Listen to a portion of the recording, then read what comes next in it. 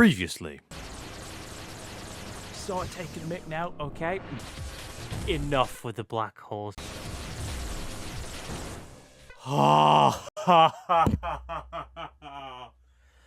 Shoot me in the face.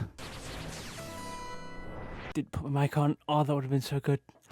Oh my god, I did it. And now. Back in 2022, after reflecting on how many easy games I've 100% for cheap and fast gamerscore, I wanted to start completing much harder games. The point of earning achievements is for it to feel like an achievement after all. This led me to playing 2's Retro Evolved, an arcade game that was released the day the Xbox 360 launched, and I loved it. Unlocking its hardest achievement for earning 1 million points without dying wasn't nearly as frustrating as I thought it would be. I enjoyed it so much in fact that a while back I 100% the game again so I could have footage of me completing it. But despite this victory, the series wasn't done there. There were 2 more games in the 2's franchise, at least on Xbox, and both games had achievements. So as a new 2's fan, I decided then and there I was gonna 100% this entire franchise. I had apparently already played 2's 2 immediately after completing 2's 1 back in 2022, and to my surprise, only had 1 more achievement left to earn. If I had the skill to get 1 million without dying in the first game, how much harder could the sequel possibly be? So I played it, and learned just how wrong I was.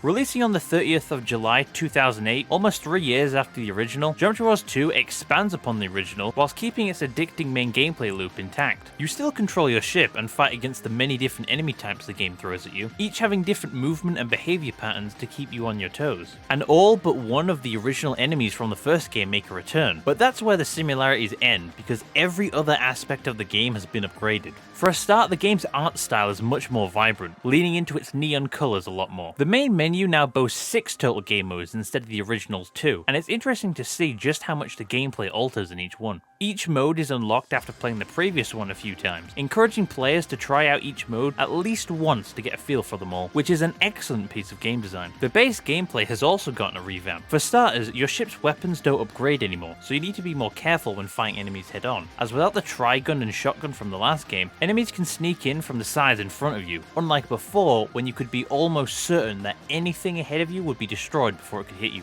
To compensate though, your ship's fire rate is much faster, and the bullet travel time is accelerated as well. The score multiplier has also had a massive rework. Instead of having to destroy thousands of enemies to go up 1 multiplier level, now when enemies are destroyed, they drop these small green diamonds called genomes, which when picked up increase your multiplier by 1. They disappear quite quickly though, so to get the absolute most amount of points, you have to always be close to the enemies when you destroy them. And speaking of enemies, a few new types have been added. First, there are the pink blocks, which take the crown from the pinwheels for being the weakest enemy in the game. They move extremely slowly and only in 4 directions, only becoming a threat if they appear in very large numbers and aren't dealt with quickly, which happens like once in the entire game. The pink blocks are also called ducks. For some reason, I don't see it. I guess they're sitting ducks, but why would you name... Next are the orange rocket enemies, which can only move either up or down or left to right. They usually spawn in a line with 10 other rockets, creating a wall you have to shoot through to survive. I'm guessing the introduction of these enemies is why the jacks from the first game don't make a return, as having a wall of these guys spawn whilst you're trying to break through a line of jacks would be almost impossible. Finally, there are the gates. They aimlessly float around and deflect all of your ship's bullets, but are destroyed when flown through, causing a mini explosion that destroys other enemies nearby. There is one more new enemy, but I've never encountered it outside of a specific game mode, so I'll leave it for later. As well as brand new types of enemies, 2's 2 also alters some old ones. The black holes or gravity wells work exactly the same, but have had a redesign from a red circle to a multicolored disc to fit with a much brighter theme of the sequel. When the pink boxes are destroyed in the first game, they chased you in a spiral pattern, but now, after splitting, they just spin in place instead of chasing you. Repulsors have also had a massive rework. Instead of being a U-shaped ship with a shield on the front to deflect bullets, now they are rings with their front sides being completely invulnerable to your weapon's fire, so now you have to shoot them in the back to destroy them. Unlike in the first game where enough sustained fire could break through their shields. So with all the enemy changes out the way, let's jump into the first new game mode. First up was Deadline, a new mode with the same gameplay as Jump Towards 1, except there's a time limit. The goal is to get as many points as you can in only 3 minutes, and with the new multiplayer system, the score can get pretty crazy. You also have infinite lives, meaning it's the perfect game mode for learning the ropes, slowly introducing all of the new enemy types one by one the further through the game you make it. It also helps you get to grips with collecting genomes to increase your score, and in my first match, I unlocked the Magpie achievement for collecting 500 genomes in one game. Each game mode also has its own mode-specific achievement to unlock. One of the new enemies introduced is the Gate. It deflects all your bullets when fired at, which luckily don't hurt you, thank God, but can be destroyed by simply flying your ship through it, causing a small explosion which destroys any groups of enemies nearby. And that brings us to our first achievement, Rebound, for destroying 75 enemies in a game of Deadline using bullets bounced off the gates. This honestly isn't that hard, as plenty of gates spawn throughout the match, and oftentimes your bullets will bounce off them into enemies by complete accident. So in my very first match, I managed to unlock it. Completing a few matches then unlocked the next game mode, King, which changes up the gameplay completely. In King, the only enemies that spawn are the pinwheels, blue diamonds, and snakes, but you can't fire your weapons unless you're within one of the 3 safe zones. You can stay in these zones for a short time and enemies can't get in. However, within a few seconds they start to collapse, leaving you defenseless until you enter another one. The main gameplay loop is to hide in a zone, shoot as many enemies as you can, collect all of their G-modes they drop, and then move back into another zone.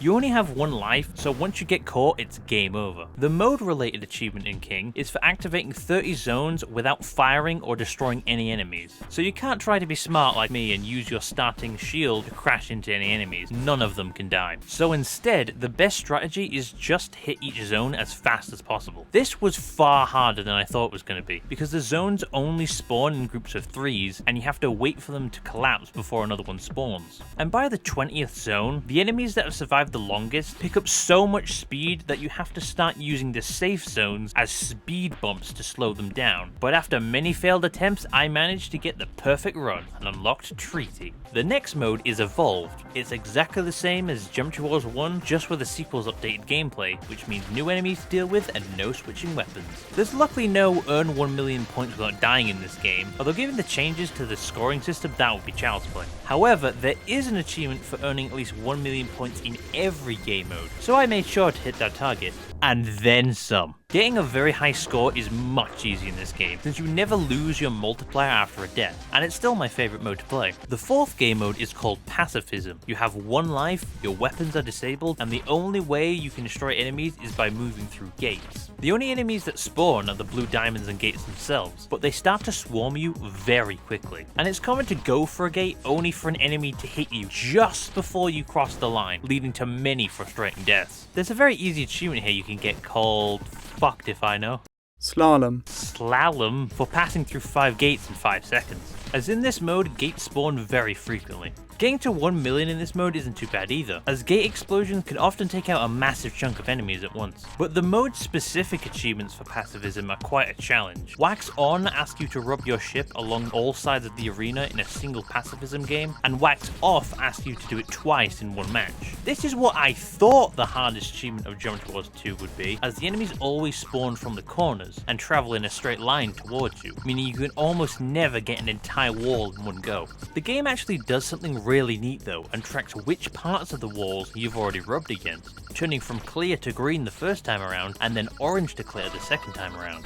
Unfortunately though, this only happens if you haven't earned the achievement. After you've unlocked it, they don't appear again, so you can't track your progress. The best way to go about it is to destroy the first group of enemies with your shield, then make as much progress on the walls as you can before the enemy spawns get too hectic. Then when there's a large group of diamonds following you, focus on destroying the fastest diamonds and chipping away at each wall bit by bit. I thought I was going to have to attempt this for hours, but looking at my achievement timestamps, it apparently only took me 5 minutes to get Wax On and and 31 minutes to get waxed off, so nowhere near as hard as I thought it would be. The next game mode is called Waves. There are rocket enemies constantly spawning in lines and sweeping across the screen. After surviving for a few waves, other enemies start spawning in, and you have to make sure to keep gaps in every line of rockets to stay alive. The best strategy I found was just to camp in one of the corners of the map and keep making holes in the lines of rockets, so I always had a pocket of safety. The two mode-specific achievements for Waves were Surf for dodging the first 8 lines of enemies without firing a shot or destroying any enemies, and Phobia for earning a score of 1000 without picking up any genomes. Surf is easy enough, as it's just a case of staying in the center of the screen and practicing different timings of the lines. And Phobia is pretty easy too, since you can destroy the lines from far away in order to avoid picking up any genomes. And since each ship is worth 15 points, that means you only have to destroy 67 ships or 6 and a bit lines. After completing Waves a number of times, I unlocked the final game mode, Sequence, and earned an achievement for doing so. And this is where the game's true difficulty begins. Sequence consists of 20 levels, each having 3 waves of different enemy types you have to clear in 30 seconds. The first wave always begins with 4 enemies spawning around you in a square, and after all enemies in each wave are destroyed, the next one spawns. Each level or sequence has a theme, challenging you on a particular enemy type or gameplay style. If you run out of time or die, you fail that level, and the run continues until you either get to the end of level 20 or lose all of your lives. You start with 3 lives and 3 bombs, but through earning points you can get up to 3 more during your playthrough, depending on how many genomes you manage to pick up along the way. The levels start out easy enough, but get increasingly more ridiculous the further you go. In fact, some of these levels, I'm unsure if it's even possible to complete them without resorting to a bomb. How on earth are you meant to clear this in 30 seconds? Midway through, you'll also encounter a final new enemy type, which is a large smoky mass which you can only destroy by breaking through its regenerating layers and hitting its core. In all of my playtime, I had never seen this enemy until now, so perhaps it's exclusive to this mode. But the level it appears in is another one which seems impossible to beat within the time limit, as your ship's weapons can't penetrate through all of them fast enough. Despite this, however, the more I played, the better at Sequence I got. I got 1 million points, earning me the Millionaire achievement, slowly learned each level's spawn patterns, and after about an hour of runs, managed to complete all 20 levels without losing all of my lives, unlocking the Game Over achievement. But there was one more achievement left, and it's the one that caused me to give up completing this game back in 2022. Smile. First off, what does this achievement description even mean? 2, 4, 11, 15, 17, 18, and 19. It's extremely cryptic, isn't it? Well, as it turns out, these numbers refer to levels in Sequence. There are 20 levels total, so it fits, and if you highlight each of the levels mentioned in the achievement description, you get a smiley face, hence the name. And this is what you have to make. You have to intentionally fail these 7 levels, and only these 7 levels, whilst completing a sequence run. Now, normally you wouldn't have enough lives for this, since I'm fairly certain the maximum you can get is about 6. However, by letting the time run out on a level, it fails it, but doesn't take away a life. In fact, 2 of the best levels to do this, 2 and 4, actually carve out the eyes of the smiley face, as the timeout icons look like the eyes. However, if you die or time out in a level when you're not supposed to, or you accidentally complete a level you should have failed, you have to start all over again. Sequence is hard enough as it is, and now you have to complete 13 of its levels flawlessly, and intentionally fail the other 7, so your run has to be perfect. What's also annoying is each run also takes about 6 to 10 minutes, so not only is the achievement hard, but each individual attempt is surprisingly time consuming. I would have to practice every stage until I knew them all inside and out, saving my bombs for the hardest levels. And much like in 2022, I failed over and over and over again. It was getting so frustrating. I knew how all of the enemies spawned, which level I should use a bomb on, and even came up with clever strategies to cheese certain levels to some extent. But every attempt, one single mistake, had me reset from the very beginning. So given the situation, I decided to stream my attempts. Might as well, right? I mean, dying every time I looked at chat worked wonders before, didn't it? But then, this happened. I didn't expect to spawn like that. I thought it would be a full circle. It's too far down. Because if you notice, when all the waves spawn, they spawn in a circle around you, but if you're too close to the walls, they'll just place on the walls, and that causes issues sometimes.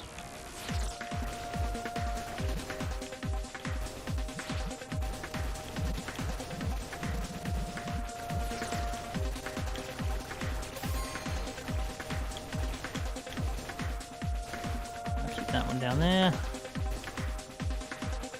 Kill these guys and we just vibe. Rainbow circles in the original.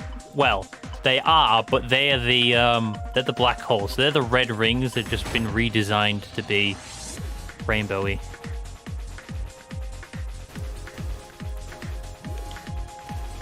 Like I said, they're called gravity wells, and they look more like actual wells in this game. But everyone calls them black holes, so like most people I know call them black holes because they suck everything in, and then there's too much mass, they explode. So. About the smiley face of infinite tediousness. But it's not as bad as some of the grinds I've done before. I think in one of my videos I showed Rainbow Six Vegas. Boy oh boy was that grind. Get to the last multiplayer rank.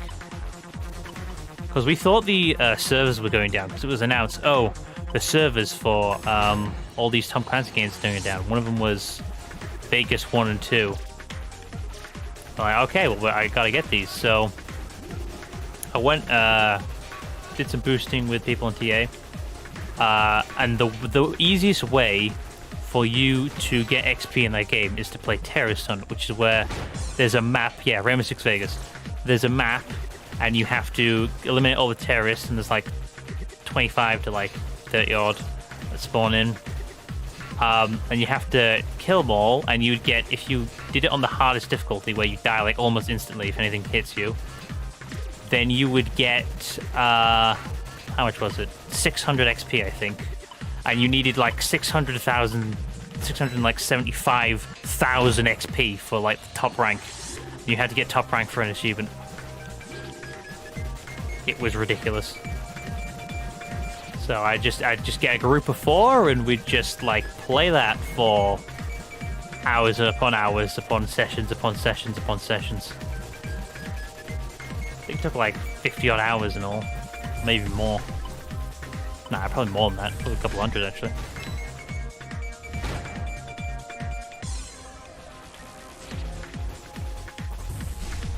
It was pretty insane.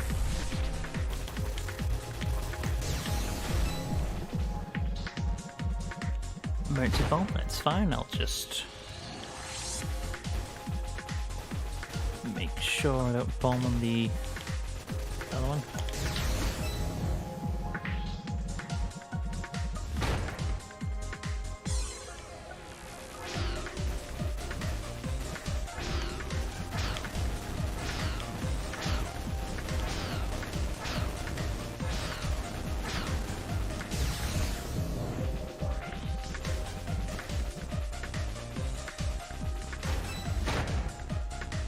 Gotta fail this one.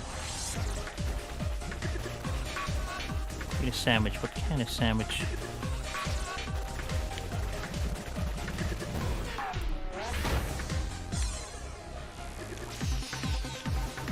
Favorite sandwich is chicken sandwich, by the way. Like pure chicken. It's snakes I have, but they don't want me.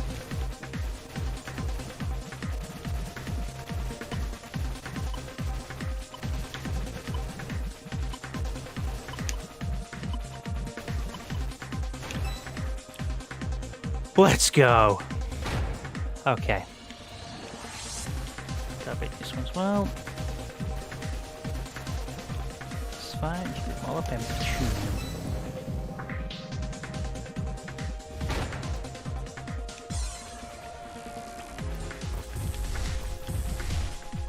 Alright, we're gonna go risk this again.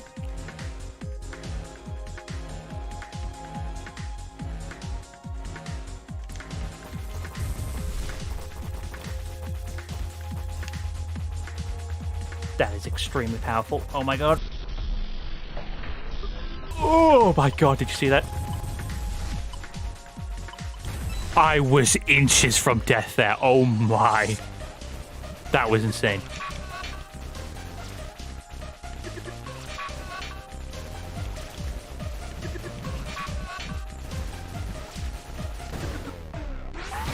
Cool. Alright, I'm gonna win this one.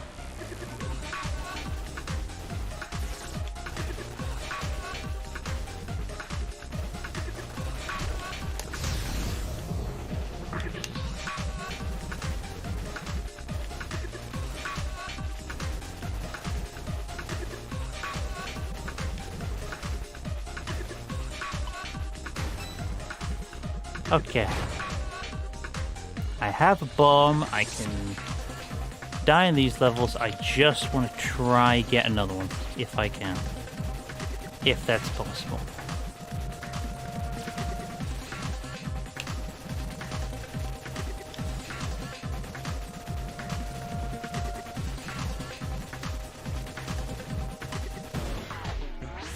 Excellent. Alright, the smiley face is coming together. I've been here in a while, yeah, it's exciting.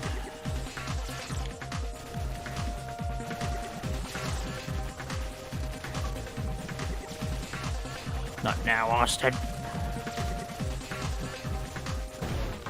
It's fine. Getting a lot of money, though. A lot of points. Alright, this is the snake pit level. Okay, here we go.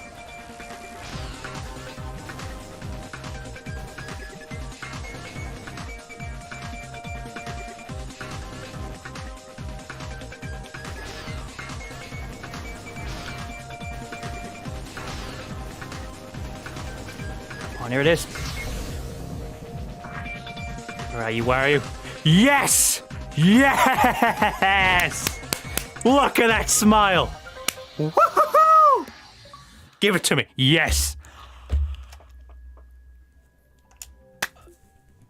Let's go! 1.5 years after starting it, Geometry Wars 2 was finally complete. So that's 2 down, 1 to go. Between both games, I still think I prefer the first game's simplicity. But maybe that's just Stockholm Syndrome talking. Because Geometry Wars 2 definitely improved on its predecessor in many ways. I'm excited to see how the third game will play, with it making the leap into 3D. And I also wonder what the achievements are going to be like. Are you fucking kidding me?